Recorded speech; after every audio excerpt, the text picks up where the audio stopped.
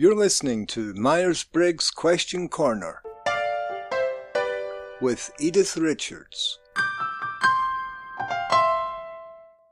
Today's question comes from a gentleman named Mitch.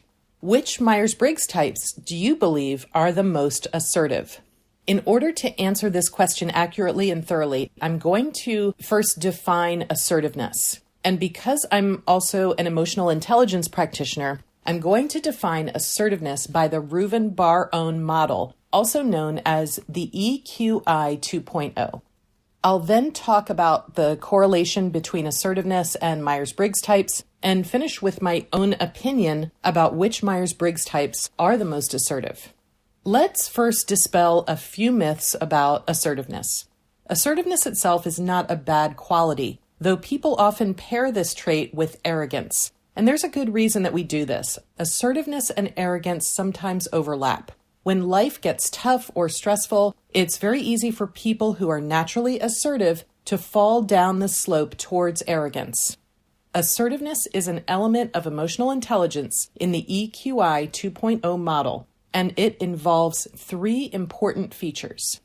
1, the ability and tendency to accept and express feelings. 2, the ability and tendency to express thoughts and feelings openly, that is, to take a definite stance even when it's emotionally difficult to do so. And 3, the ability and tendency to stand up for one's own personal rights, essentially not allowing others to take advantage. We all know people who show up with too little assertiveness, and we all know people who show up with too much.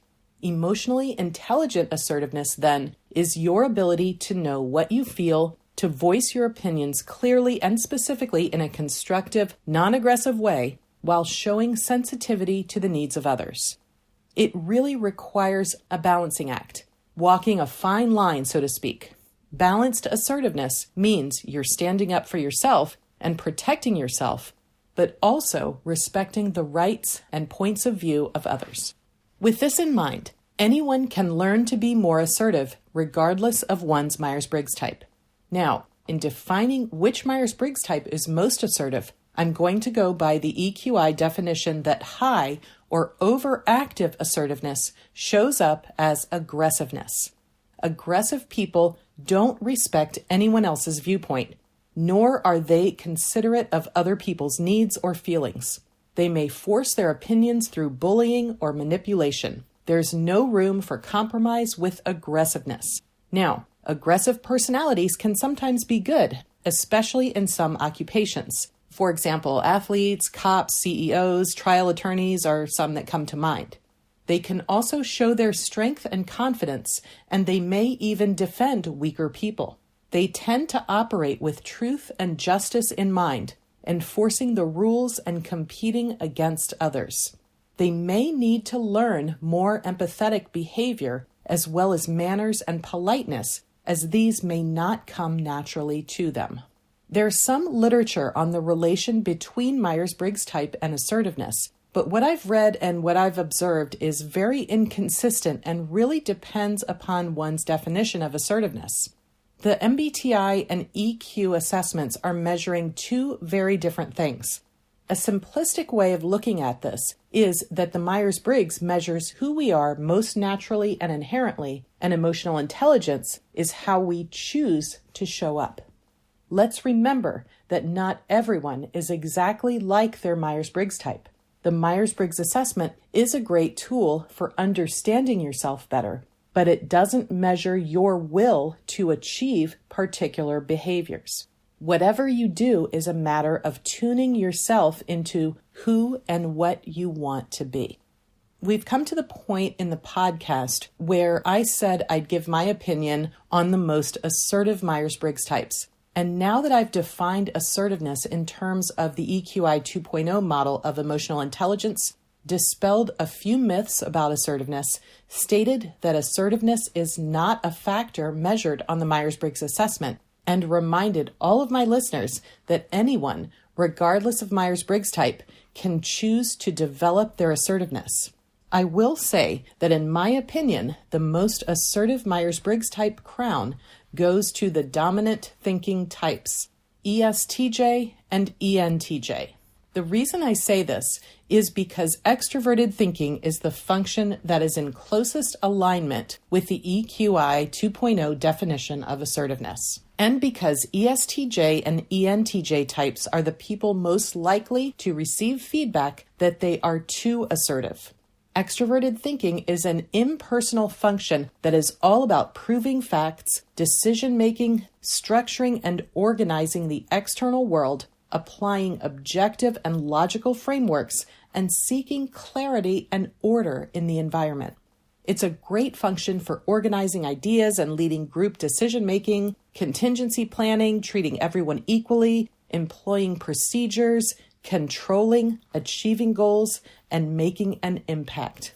In fact, people who use this function tend to be so goal-oriented that they often get promoted because they naturally delegate, enjoy planning, and value competence above all. They focus on what needs to be done regardless of whatever else is going on around them.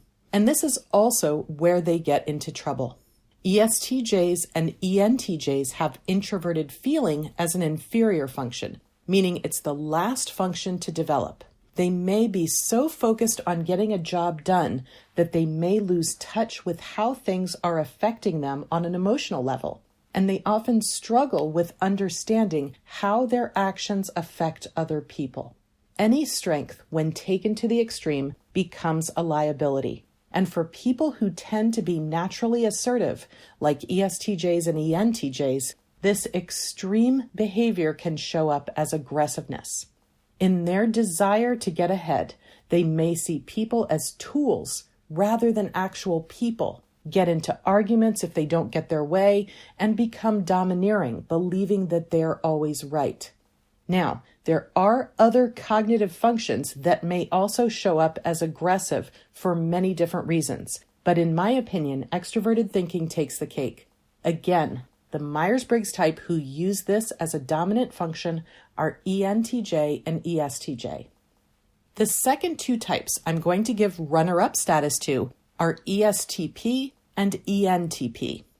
These two types use introverted thinking, which focuses on the internal, objective world of underlying principles and truths. They want to ensure the information they receive makes sense to them.